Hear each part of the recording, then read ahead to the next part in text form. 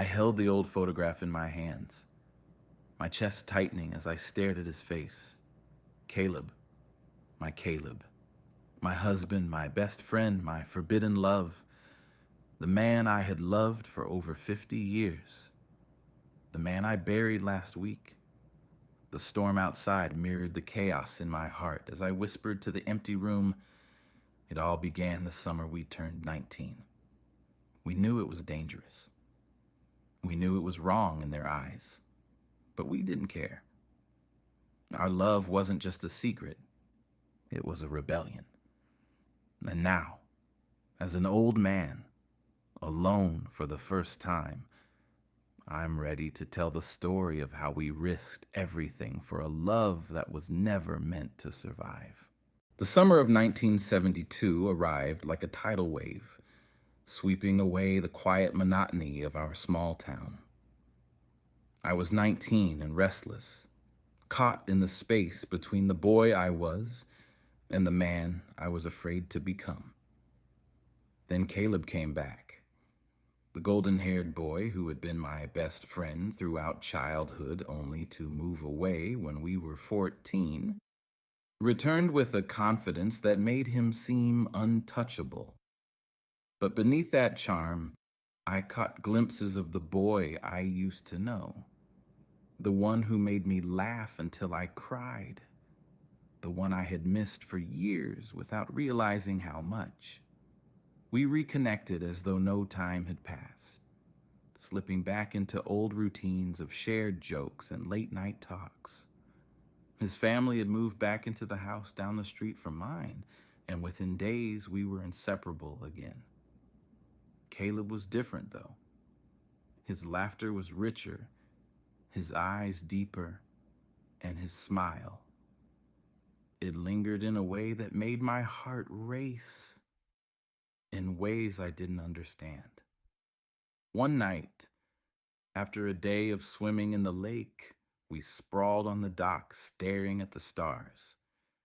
The air was thick with the scent of pine and water, the only sounds the occasional chirp of crickets and the gentle lapping of waves against the wood.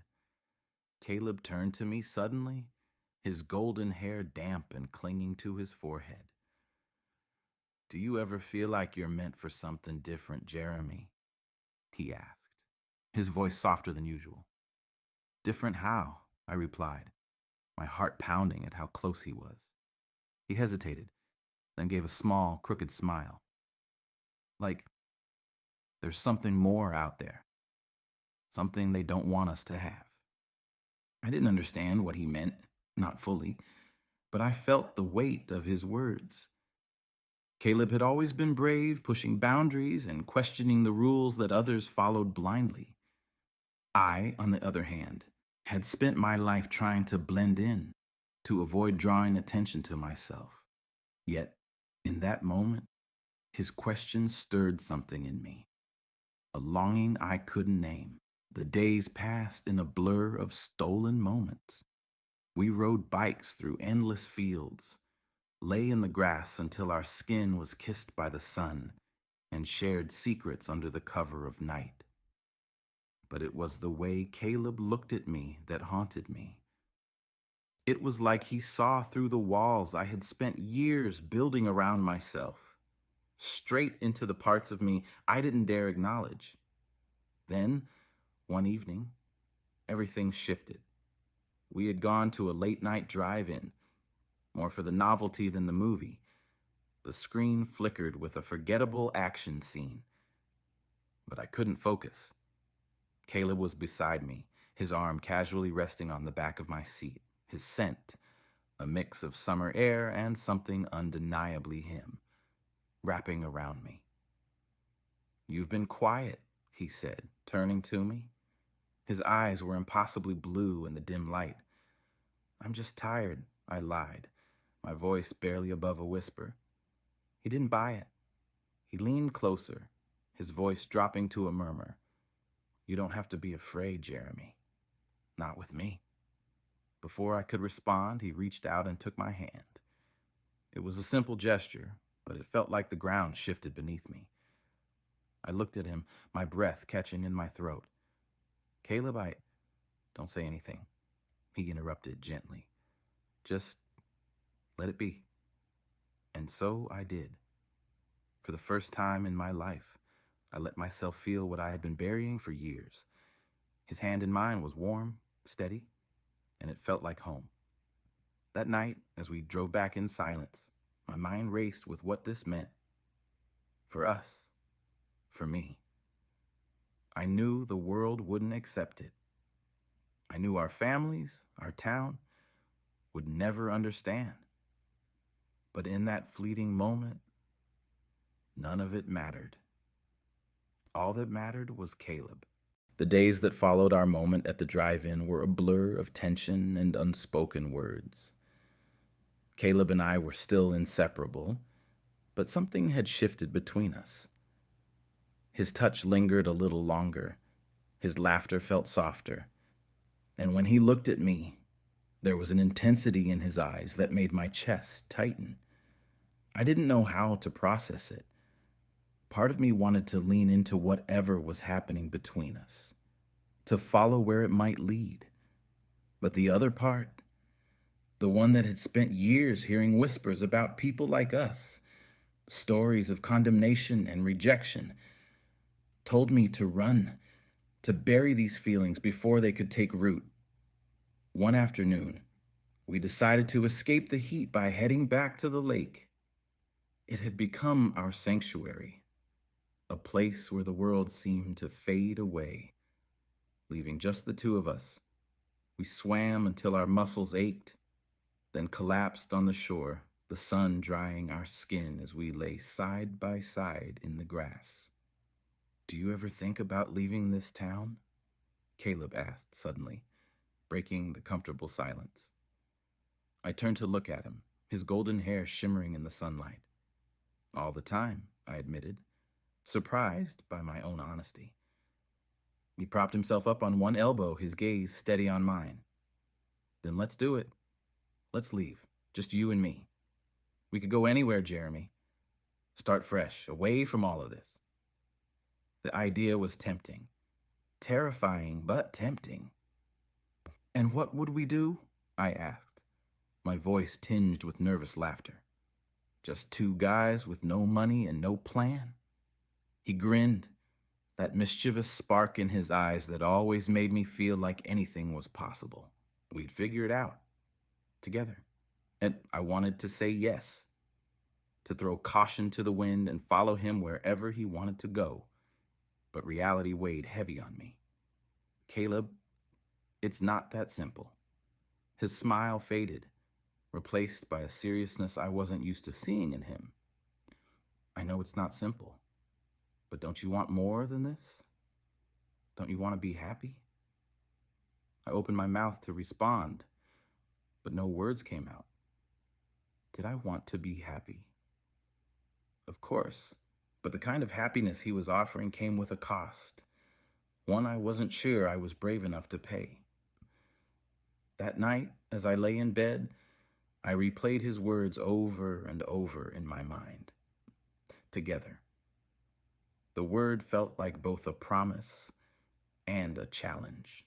The next day, Caleb showed up at my house with an old blanket and a mischievous grin. "Get up," he said, pulling me out of bed. "What's going on?" I asked groggily. "You'll see," he replied, his excitement contagious. He drove us to the top of a hill overlooking the town, the sun just beginning to set. He spread out the blanket and gestured for me to sit. "I wanted to show you something," he said, pulling a small radio from his bag. As soft music filled the air, he turned to me, his expression unreadable. "Dance with me," he said, holding out his hand. "Caleb, are you crazy?" I whispered, glancing around nervously. "There's no one here," he assured me. "Just us." I hesitated, my heart pounding. But then I saw the look in his eyes, hopeful, unguarded, and I couldn't say no. I took his hand, and he pulled me to my feet. We swayed awkwardly at first, but soon the tension melted away. replaced by laughter and something deeper. His hand on my waist felt like an anchor, grounding me in a way I hadn't known I needed. As the sun dipped below the horizon, painting the sky in hues of orange and pink, Caleb leaned in, his forehead resting against mine. "I meant what I said," he whispered. "About leaving. About us. I want this, Jeremy. I want you." My breath caught, my heart threatening to beat out of my chest. "Caleb, don't say anything," he interrupted, just like he had that night at the drive-in. But this time, he didn't stop there. He closed the gap between us, his lips brushing against mine in a kiss that was both gentle and desperate, as if he'd been holding back for years. The world seemed to fall away in that moment. There was no town, no expectations, no fear. Just Caleb and me, standing on that hill, defying everything and everyone. When we finally pulled apart, he looked at me with a vulnerability that made my chest ache. "Tell me you don't feel the same," he said quietly. But I couldn't, because I did. With everything I had, I did. The kiss lingered in my mind long after that night on the hill. It was as if Caleb had cracked open a door I'd kept locked for years, one I wasn't sure I wanted open. Every glance, every touch, every word between us now carried an unspoken tension, electric and unrelenting. I tried to act like nothing had changed, but the truth was, everything had. Caleb didn't hide it. His touches grew bolder, his smiles warmer, and when we were alone, the space between us seemed to shrink. But in public, we had to be careful. The world we lived in wasn't kind to people like us, and the weight of that knowledge pressed on me like a storm cloud, always threatening to burst. One afternoon, we were working on fixing up an old treehouse in Caleb's backyard, a relic from our childhood. The air was thick with the scent of sawdust and summer heat, our laughter mingling with the sound of hammering. For a moment, it felt like old times, like we were just two friends without a care in the world. But then Caleb stopped, leaning against the tree trunk with a thoughtful expression. "Do you ever think about what it'd be like if things were different?" he asked, his voice low. "Different how?" I replied, though I already knew what he meant. He shrugged, his gaze fixed on the ground. "If we didn't have to hide, if we could just be ourselves." I didn't know how to answer. The thought was both beautiful and terrifying. "I don't know if we'll ever have that," I admitted, my throat tightening. "But don't you want it?" he pressed, looking at me with those piercing blue eyes that always saw too much. "Of course I do," I said, my voice barely above a whisper.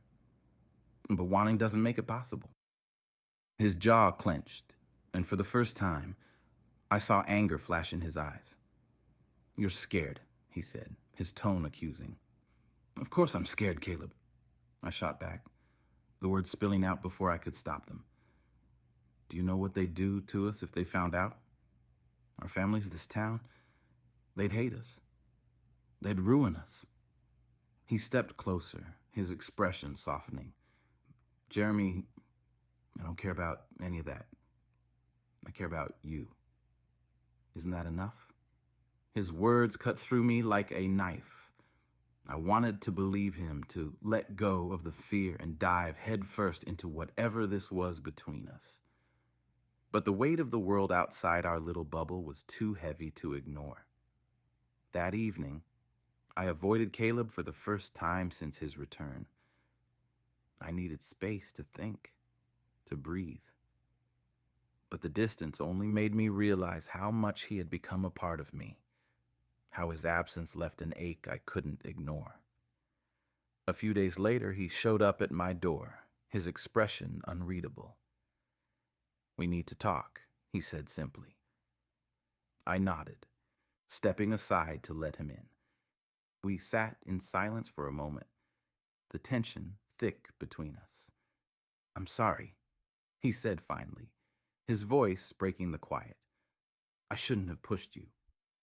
You didn't push me, I replied, my chest tightening. I'm scared, Caleb.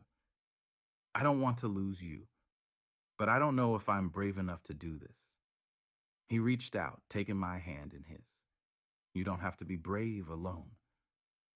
We'll figure it out together, one step at a time. His words were a lifeline, pulling me out of the spiral of fear and doubt. I squeezed his hand, letting out a shaky breath. Okay, I said, my voice barely above a whisper. Okay. That night, for the first time, I let myself hope.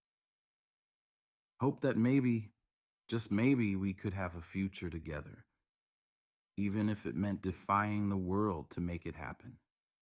But the world doesn't give up easily, and I knew the road ahead would be anything but easy. The weeks that followed felt like a dream. Stolen kisses under moonlit skies, whispered promises, and fleeting moments where the world outside faded away.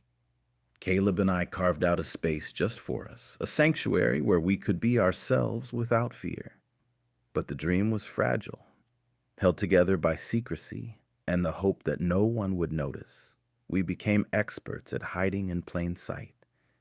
In public, we were just best friends, inseparable like we'd always been.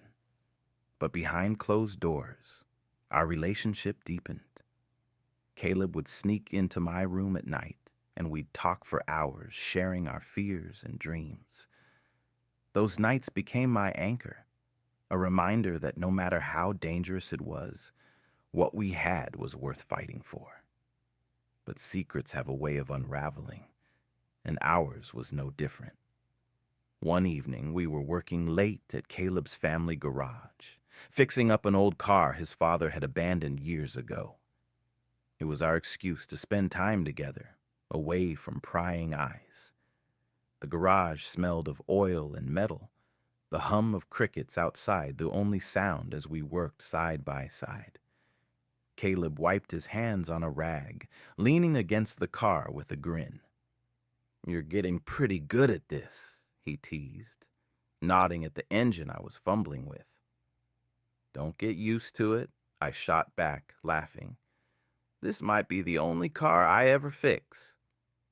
His laughter was infectious, filling the small space and making my heart ache with how much I loved him.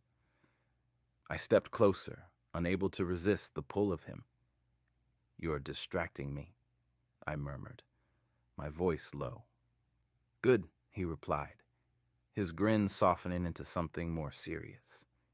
He reached out, his hand brushing against mine. The moment felt perfect, until the garage door creaked open.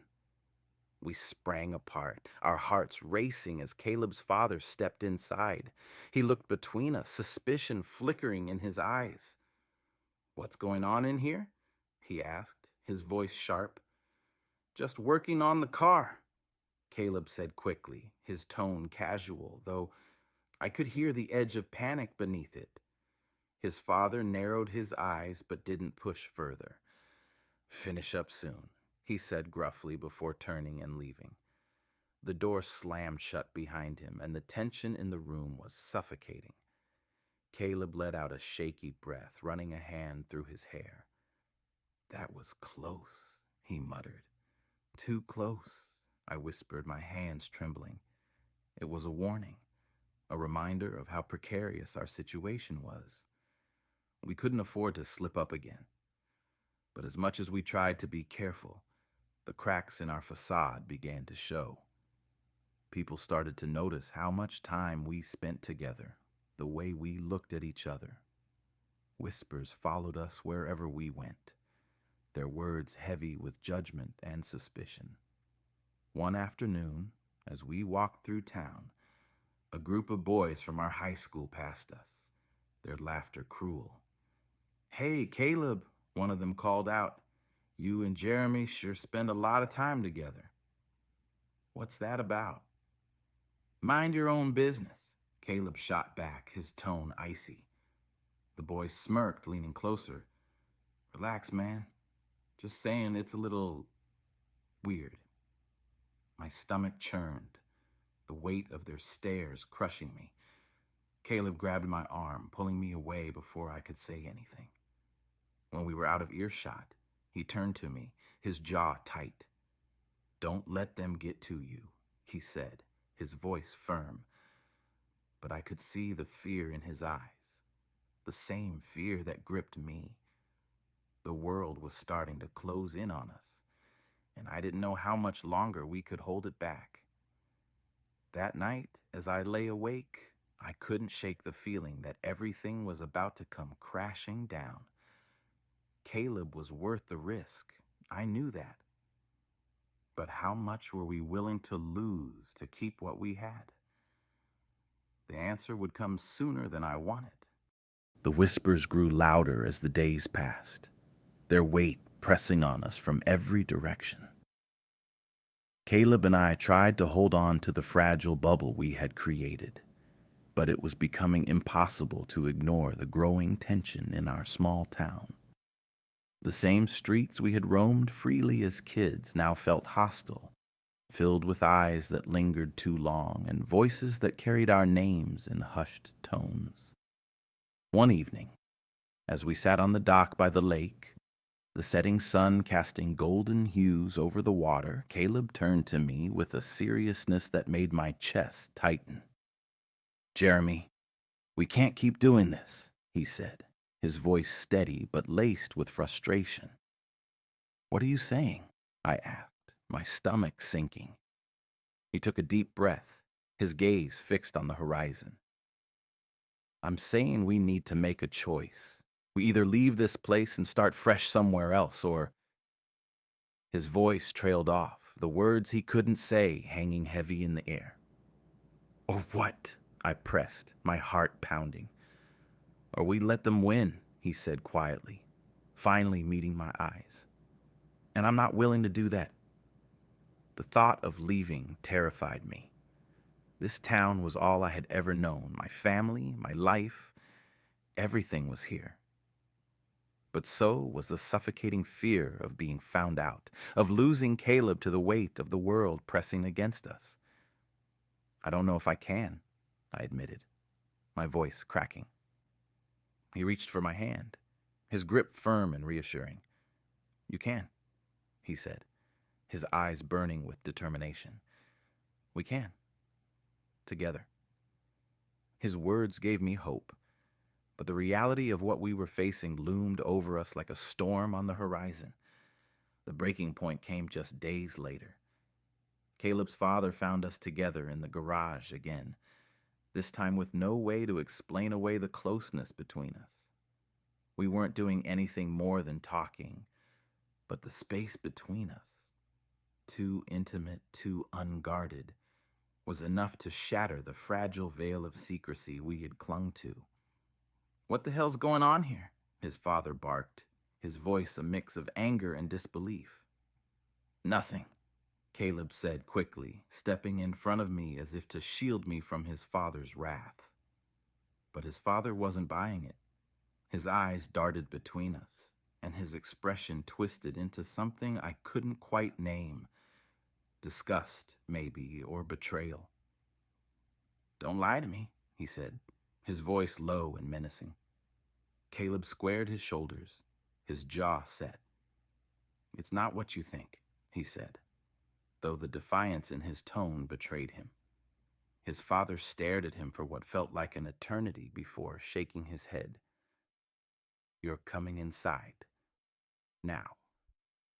Caleb hesitated, glancing back at me. I could see the fear in his eyes, but also the determination. He nodded slightly, a silent promise that this wasn't over. I watched him go, my heart pounding as the door slammed shut behind him. I had no idea what awaited him inside, but I knew it wasn't going to be good. That night, Caleb didn't call or come by. I stayed awake, staring at the ceiling and replaying the scene over and over in my mind. By morning, I couldn't take it anymore. I had to see him to know he was okay. When I arrived at his house, his mother answered the door, her face pale and drawn. "He's not here," she said, her voice trembling. "Where is he?" I asked, panic rising in my chest. She hesitated before answering. His father sent him to stay with his uncle for a while. Said he needed some space. I knew what that meant. Caleb had been sent away, not for space, but for punishment, and I had no idea when or if he would be back. The loss of him hit me like a tidal wave. The town suddenly felt emptier, colder, and the weight of our love, once so beautiful and hopeful, now felt like a curse. I didn't know how to find him, how to fight for him. All I could do was wait and hope that he would find his way back to me. But waiting was agony, and as the days turned to weeks, I began to wonder if I had already lost him for good. Months passed, and Caleb's absence was unbearable. Then, one evening, I saw him on my porch. He looked different, thinner, tired, but the fire in his eyes hadn't dimmed. "I couldn't stay away," he said, pulling me into an embrace that made the world disappear. We talked through the night, sharing our pain, our longing, and our dreams. By morning, we knew what we had to do: leave the town and everything behind. We left at sunrise with nothing but a few bags and Caleb's old car. The road stretched endlessly before us, full of unknowns, but for the first time, we felt free. The city was chaotic but liberating. We found a small apartment, started over, and created a life where we didn't have to hide. It wasn't perfect, but it was ours. Years turned into decades. Caleb and I built a life filled with laughter, love, and quiet defiance against a world that once told us we couldn't exist. We grew old together, weathering every storm as a team. But time is unforgiving. Last week, I held his hand as he took his last breath. My world feels empty now, but I wouldn't trade our life for anything. Sitting here, staring at the photograph of the two boys we once were, I realized our love wasn't just for us. It was a testament that love, true love, can endure anything. I share our story so you can see that even in a world that tries to silence you, love can prevail. If this story touched your heart, let me know your thoughts. What did Caleb and Jeremy's journey mean to you? On a scale of 1 to 10, how would you rate their story? Let me know. I'm eager to hear your feelings.